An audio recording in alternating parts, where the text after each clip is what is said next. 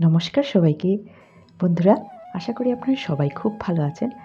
আজকে আপনাদের সবার খুব পরিচিত আলু পরাঠার রেসিপি নিয়ে এসেছি মমস কিচেনে। সবাইকে অনেক অনেক স্বাগত জানাচ্ছি। পুরো ভিডিওটা দেখতে থাকুন।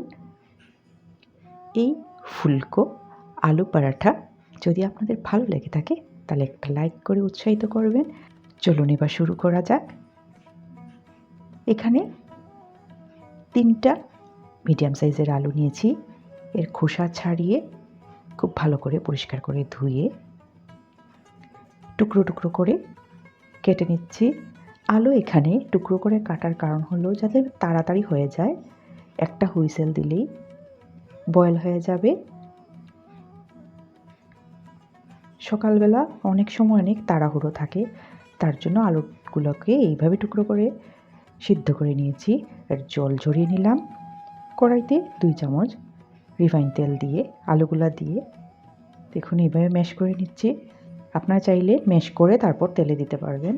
এখানে স্বাদ মতো লবণ, অল্প একটুখানি চিনি আর ভাজা মশলা, যেটা সিক্রেট মশলা, আর সবজি মশলা দিয়ে দিলাম। চাট মশলাও দিয়ে দিলাম 1 চামচ।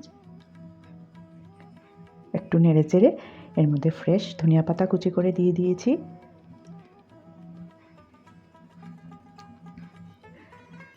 এবার গ্যাসের ফ্লেমটাকে অফ করে দিলাম। স্টাফিংটা রেডি হয়ে গেছে। স্টাফিংটা পুরো ভালো করে ঠান্ডা হতে লাগবে, এর জন্য একটু সময় অপেক্ষা করতে লাগবে। একটা বড় বাটিতে 2 কাপ ময়দা আর 2 কাপ আটা নিয়ে নিয়েছি। স্বাদ মতো লবণ আর ভাজা মশলাটা দিয়ে দিলাম। এইবার ময়ানের জন্য 3 চামচ রিফাইন তেল দিয়েছি। এটা পুরি বা লুচির মতো এত বেশি করে ময়ান দিতে লাগবে না। এই টিপসগুলো ফলো করলেই পরোটা ভালো হবে, সফট হবে, ফুলকো হবে। গরম জল, হালকা কুসুম কুসুম গরম জল দিয়ে ভালো করে মেখে একটা ডো রেডি করেছি। খুব সফটও হবে না, পরোটার জন্য একটু হার্ড ডো হলে ভালো হয়। এখানে বলে রাখি, ভাজা মশলাটা কিন্তু আমার চ্যানেলে আছে। ডোটা রেডি হয়ে গেছে।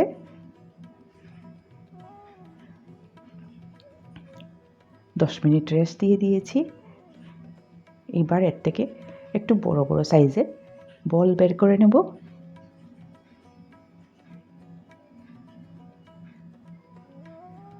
শীতের সকালে প্রায়ই একটু স্পেশাল কিছু খেতে ইচ্ছে করে।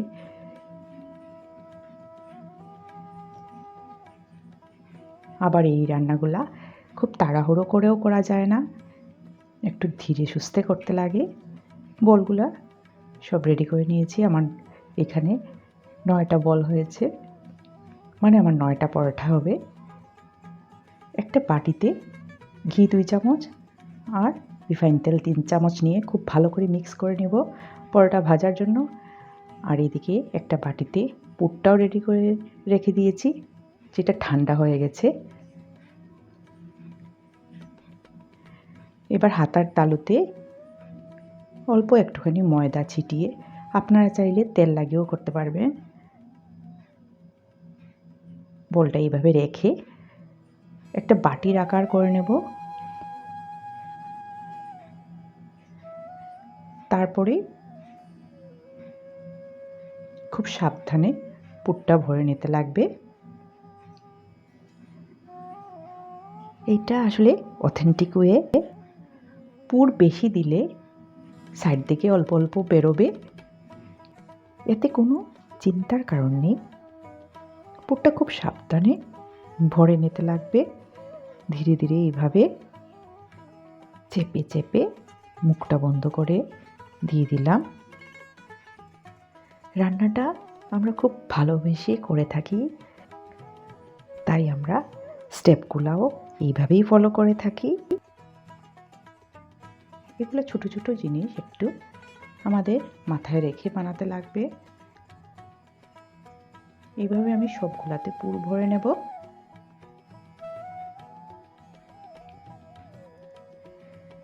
দেখুন এইভাবে। এইবার খুব ধীরে ধীরে বেলে নেব। পুর ভরা ছাড়াও আরেকটা পরোটার রেসিপি খুব তাড়াতাড়ি আপনাদের সাথে শেয়ার করব। ময়দা লাগিয়ে লাগিয়ে।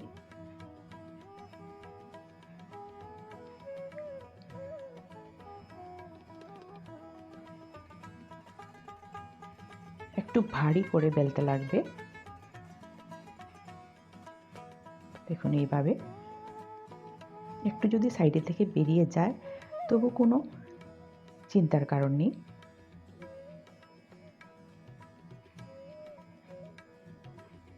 পুর একটু বেশি হলে খেতে ভালো লাগে, এইটাই আর কি। এখন এইভাবে সাবধানে বেলে নিলাম। এভাবে সবগুলা বেলে নেব।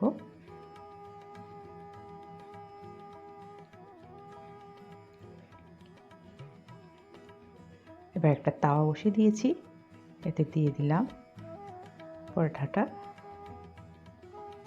আমি উপর থেকে ঘি আর তেল যেটা মিক্স করে রেখেছিলাম এটা দিয়ে দিলাম। চাইলে শুধু তেল দিয়েও ভাজা যাবে বা শুধু ঘি দিয়েও ভাজা যাবে। এখানে খুব বেশি বেশি করে ঘি তেল আমি দিলাম না, কিন্তু হালকা লাগিয়ে লাগিয়ে এইভাবে ভেজে নিচ্ছি। সবাইকে অনেক অনেক ধন্যবাদ পাশে থাকার জন্য, পুরো ভিডিওটা দেখার জন্য। দেখুন ফুলে উঠেছে। এখানে কিন্তু খুব বেশি পরিমাণে তেল দিলে এমনিতেই এটা ফুলে উঠত। গ্যাসের ফ্লেমটাকে এই অবস্থায় একদম কমিয়ে রাখতে লাগবে। দেখুন ফুলে উঠেছে।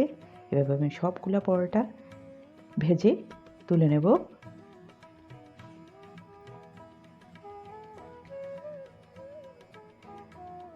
রেডি হয়ে গেছে, একটা প্লেটে সার্ভ করে দিচ্ছি। আপনারা রায়তা সস দিয়ে অনেক খেয়েছেন, আজকে আমার সাথে ঘুগনি দিয়ে খেয়ে দেখবেন। সবাই খুব খুব ভালো থাকবেন, সুস্থ থাকবেন।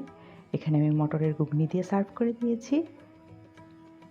বাইরের দিকটা দেখুন একদম মুচমুচে আর ভিতরটা সফট পুরে ভরা। আশা করি সবার ভালো লেগেছে। আবার একটা নতুন রান্না নিয়ে খুব তাড়াতাড়ি দেখা হবে সবার সাথে। যদি এই রেসিপিটা ভালো লেগে থাকে তাহলে বন্ধুদের সাথে শেয়ার করে দেবেন। আবারও অনেক অনেক ধন্যবাদ জানাচ্ছি সবাইকে।